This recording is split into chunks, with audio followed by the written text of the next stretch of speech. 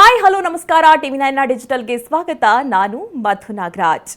ನಗು ನಗ್ತಾ ಇರಿ ಅಂತ ಹೇಳ್ತಾರೆ, ಆಯಸ್ಸು ಆರೋಗ್ಯ ವೃದ್ಧಿ ಆಗುತ್ತೆ ಅಂತ ಹೇಳ್ತಾರೆ. ಆದರೆ ದಿನನಿತ್ಯದ ಜಂಜಾಟದಲ್ಲಿ ಬೆಳಗ್ಗಿಂದ ಸಂಜೆವರೆಗೆ ಆಫೀಸ್, ಆಮೇಲೆ ಮನೆ, ಸಾಲ, EMI ಹೀಗೆ ಹಲವು ಟೆನ್ಷನ್ ಇರುತ್ತೆ. ಅದರ ಮಧ್ಯದಲ್ಲಿ ಕೆಲವರು ಈ ರೀತಿ ಕಾಮಿಡಿ ಶೋ, ಕಾಮಿಡಿ ಮೂವಿಯನ್ನು ನೋಡಿಕೊಂಡು ಸ್ವಲ್ಪ ನಗ್ತಾ ಇರ್ತಾರೆ.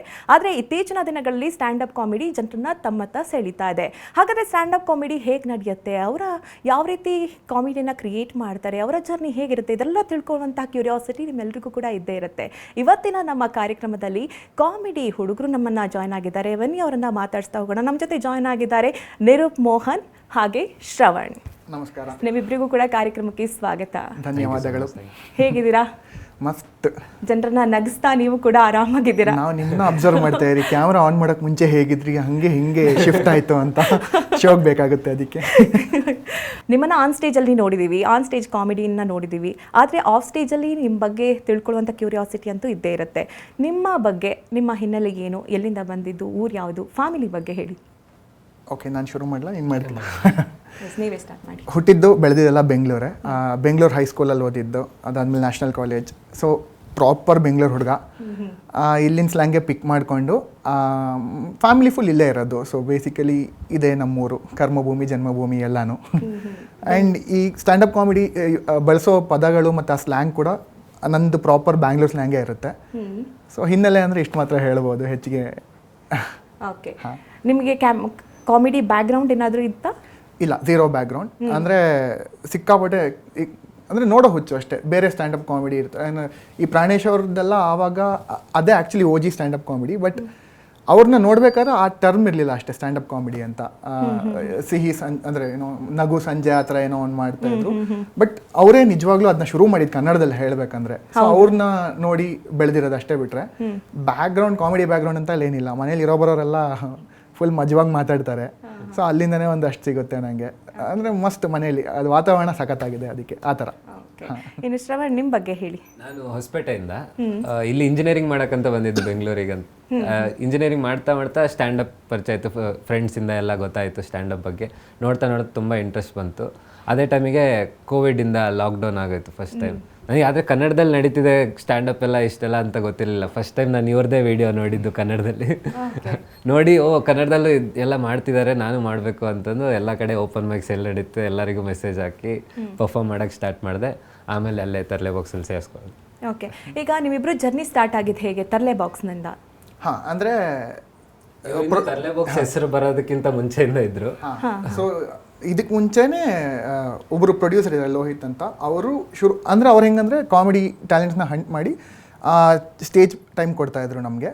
ಸೊ ಅದು ಬೆಳೀತಾ ಒಂದೊಂದು ಶೋ ಮಾಡ್ತಾ ನಮ್ಮ ಕಾಸನ್ನ ನಾವೇ ಎತ್ತಿಟ್ಟು ರೆಕಾರ್ಡ್ ಮಾಡೋಕ್ಕೆ ಟ್ರೈ ಮಾಡಿದ್ವಿ. ಅದು ಸ್ವಲ್ಪ ನೀರಲ್ಲಿ ಹೋಮ ಆಯಿತು, ರೆಕಾರ್ಡಿಂಗ್ ಸರಿಯಾಗಿ ಆಗಲಿಲ್ಲ, ಪ್ರೊಡಕ್ಷನ್ ಏನೋ ಇಶ್ಯೂ ಆಗಿ. ಸೊ ಮತ್ತು ಇನ್ನೊಬ್ಬರು ಅದ್ರ ಜೊತೆ ಸೇರಿಕೊಂಡು ಫೈನಲಿ ತರ್ಲೆ ಬಾಕ್ಸ್ ಅಂತ ಅದು ಟರ್ಮ್ ಕಾಯಿನ್ ಆಯ್ತದು. ಅದು ಶುರು ಮಾಡಿದಾಗ ನಾವು 4 ಜನ ಕಾಮಿಕ್ಸ್ ಇದ್ವಿ, 2 ಪ್ರೊಡ್ಯೂಸರ್ ಇದ್ದರು. ಹಂಗೆ ಒಂದು ಟೀಮ್ ಇತ್ತದು. ಅದು ಈಗ ಬೆಳೀತಾ ಆಮೇಲೆ ನೆಕ್ಸ್ಟ್ ನಮ್ಮ ವಿಡಿಯೋ ರಿಲೀಸ್ ಆಗಿದ್ದು 2020. ಅದೇ ಎಕ್ಸಾಕ್ಟ್ ಕರೋನಾ ಟೈಮಲ್ಲಿ ಫೆಬ್ರವರಿಲಿ ರೆಕಾರ್ಡಿಂಗ್ ಆಯಿತು. ರಿಲೀಸ್ ಮಾಡಬೇಕನ್ನೋ ಅಷ್ಟರಲ್ಲಿ ಲಾಕ್ಡೌನ್ ಆಗೋಯ್ತು. ಅದು ನಮಗೆ ಆ್ಯಕ್ಚುಲಿ ಒಳ್ಳೇದೇ ಆಯಿತು ಒಂಥರ. ಯಾಕಂದ್ರೆ ಮನೇಲಿ ಇದ್ರಲ್ಲ ಜಾಸ್ತಿ ಜನ, ಎಷ್ಟೆಷ್ಟು ಟ್ಯಾಲೆಂಟ್ನ ಹೊರಗಡೆ ತಂತು, ನೀವು ಕೂಡ ಸೇರ್ಕೊಂಡಿದ್ದೀರಾ ಹಾಗಾದ್ರೆ. ಸೊ ಅದು ಹಾಗೆ ಮಾರ್ಚಲ್ಲಿ ಏನೋ ವಿಡಿಯೋ ರಿಲೀಸ್ ಆಯಿತು, ಏಪ್ರಿಲಲ್ಲಿ. ಆಮೇಲೆ ನೆಕ್ಸ್ಟ್ ಜನರೇಷನ್ ಟೈಪ್ ಅಂದರೆ ನಮ್ದು ನೆಕ್ಸ್ಟ್ ಇದರಲ್ಲಿ ಇವ್ರು ಬಂದರು, ಶ್ರಾವಣದಲ್ಲಿ ಅರಳಿದ ಪ್ರತಿಭೆಗಳು. ಓಕೆ, ನೀವು ಹೇಗೆ ಹೋದ್ರಿ ತರ್ಲೆ ಬಾಕ್ಸ್ಗೆ? ತರ್ಲೆ ಬಾಕ್ಸ್ ಅದೇ ನಾನು ಹೇಳಿದ್ನಲ್ಲ, ಈ ಸ್ಟ್ಯಾಂಡಪ್ ಇಂಟ್ರೆಸ್ಟ್ ಇತ್ತು ಮೊದಲಿಂದ. ನಾನು ನೋಡ್ತಾ ಇದ್ದೆ. ಕನ್ನಡದಲ್ಲಿ ಮಾಡ್ತೀರಂತ ಗೊತ್ತಾದ್ಮೇಲೆ ನಾನು ಫಸ್ಟು ನಮ್ದುಕ್ಕೆ ಅಂತ ಇನ್ನೊಂದು ಗ್ರೂಪ್ ಇದೆ, ಅವರು ಆನ್ಲೈನ್ ಓಪನ್ ಮೈಕ್ಸ್ ಕಂಡಕ್ಟ್ ಮಾಡ್ತಿದ್ರು. ಸೊ ನಾನು ಯಾವತ್ತೂ ಸ್ಟೇಜ್ ಹತ್ತದವನೇ ಅಲ್ಲ, ನನಗೆ ಫುಲ್ ಸ್ಟೇಜ್ ಫಿಯರ್ ಇತ್ತು. ಆ ಟೈಮಲ್ಲಿ ಆನ್ಲೈನ್ ಓಪನ್ ಮೈಕ್ಸ್ ಚೆನ್ನಾಗಿತ್ತು. ಎಲ್ಲ ಸ್ಕ್ರೀನ್ ಮುಂದೆ ಝೂಮಲ್ಲಿ ಶೋಸ್ ಮಾಡ್ತಿದ್ವಿ. ಅಲ್ಲಿ ಪರ್ಫಾರ್ಮ್ ಮಾಡಿ ಸ್ವಲ್ಪ ಕಾನ್ಫಿಡೆನ್ಸ್ ಬಿಲ್ಡ್ ಆಯಿತು. ಅದೇ ಟೈಮಿಗೆ ನಾನು ಏನೇನು ಪರ್ಫಾರ್ಮ್ ಮಾಡ್ತೀನೋ ವೀಡಿಯೋಸ್ ಮಾಡಿ ಅಲ್ಲಿ ಪ್ರೊಡ್ಯೂಸರ್ ಅಂತ ಹೇಳಿದ್ರಲ್ಲ ಲೋಹಿತ್ ಅಂತ, ಅವ್ರಿಗೆ ಕಳಿಸ್ತಾ ಇದ್ದೆ, ನನಗೊಂದು ಚಾನ್ಸ್ ಕೊಡಿ ನಾನು ಮಾಡ್ತೀನಿ ಅಂತ. ಸೊ ಲಾಸ್ಟ್ ಅವರಿಗೆ ಒಂದ್ಸಲ ಇವ್ರದ್ದು ಕ್ಯೂರೇಟೆಡ್ ಓಪನ್ ಮೈಕ್ ನಡಿಬೇಕಾದ್ರೆ ಬನ್ನಿ ಒಂದ್ಸಲ ಪರ್ಫಾರ್ಮ್ ಮಾಡಿ ಹೆಂಗೆ ಮಾಡ್ತೀರಾ ನೋಡ್ತೀವಿ ಅಂತಂದು. ಅಲ್ಲಿ ಬಂದಮೇಲೆ ಚೆನ್ನಾಗಿ ಅನಿಸಿ ಆಮೇಲಿಂದ ಅಲ್ಲೇ ಕಂಟಿನ್ಯೂ ಮಾಡ್ಕೊತದ್ದು. ಯಾಕೆ ಕಾಮಿಡಿಯನ್ನೇ ಆಯ್ಕೆ ಮಾಡ್ಕೊಂಡ್ರಿ ಅಂತ? ಅದೊಂದರಲ್ಲೇ ಚೆನ್ನಾಗಿದೆ. ನಿಮ್ಮ ಮಾತಿಗೆಲ್ಲ ನಗ್ತಾ ಇದ್ರು ಜನ ಎಲ್ಲ. ಮೊದಲಿನ ಸ್ಕೂಲಿಂದ ಅದೊಂದೇ ಇತ್ತು ನನಗೆ. ಸ್ಟೇಜ್ ಮೇಲೆ ನಗ್ಸಿಲ್ಲ ಅಂದ್ರೂ ಹಿಂದೆ ಮೆಂಚಲ್ಲಿ ಕುತ್ಕೊಂಡು ಇವ್ರ ಮೇಲೆ ಜೋಕ್ಸ್ ಹಾಕಿ ಎಲ್ಲ ಕ್ಲಾಸ್ನೆಲ್ಲ ನಗ್ಸೋದು ಅವೆಲ್ಲ ಮಾಡ್ಕೊತ ಇದ್ವಿ. ಆಮೇಲೆ ಇಂಜಿನಿಯರಿಂಗ್ ಮಾಡ್ತಿದ್ದೆ, ಅದು ತಲೆಗೆ ಹತ್ತಿರಲಿಲ್ಲ. ಸೊ ಏನೋ ಒಂದು ಮಾಡಬೇಕಲ್ಲ ಅಂತ ಸ್ಟ್ಯಾಂಡಪ್ ಸ್ಟಾರ್ಟ್ ಮಾಡಿದೆ. ಅದು ಯಾವಾಗಿಂದ ಸ್ಟಾರ್ಟ್ ಮಾಡಿದ್ದು, ಸ್ಟೇಜ್ ಮೇಲೆ ಮಾಡ್ತಾ ಮಾಡ್ತಾ ಎಲ್ಲರೂ ನನ್ನ ಜೋಕ್ಸಿಗೆ ನಗ್ತಿದ್ದಾಗ ಎಲ್ಲ ಚೆನ್ನಾಗಿದೆ, ಇದು ಮಾಡ್ಬೋದು ನಾನು ಅನಿಸ್ತು. ಒಂಥರ ಪ್ಯಾಷನ್ ಅಂತಾರಲ್ಲ ಆ ಥರ.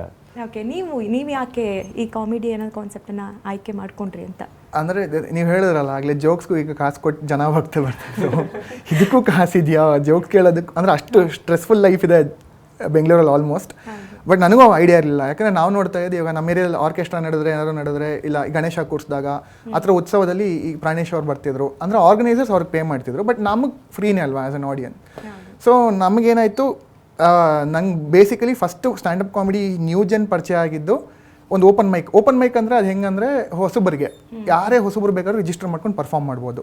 ಆ ಥರ ಒಂದು ಇವೆಂಟ್ ಅಟೆಂಡ್ ಮಾಡೋಕ್ಕೆ ಹೋದಾಗ ನನಗೆ ಗೊತ್ತಾಯಿತು, ಓಕೆ ಈ ಥರ ಸಪ್ರೇಟಾಗಿ ಒಂದು ಕ್ಲಬ್ಸ್ ಇದೆ, ಇದಕ್ಕೆ ಇಲ್ಲಿ ರಿಜಿಸ್ಟರ್ ಮಾಡ್ಕೊಂಡು ನಾವು ಟ್ರೈ ಮಾಡ್ಬೋದು. ಯಾಕೆ ನನಗೂ ಗೊತ್ತಿಲ್ಲ, ನನಗೆ ಫ್ರೆಂಡ್ಸ್ ಜೊತೆ 4 ಜನ ಜೊತೆ ಕೂತಾಗ ಸಿಕ್ಕಾಪಟ್ಟೆ ಮಾತಾಡ್ತೀವಿ, ಫನ್ನಿಯಾಗಿರುತ್ತೆ.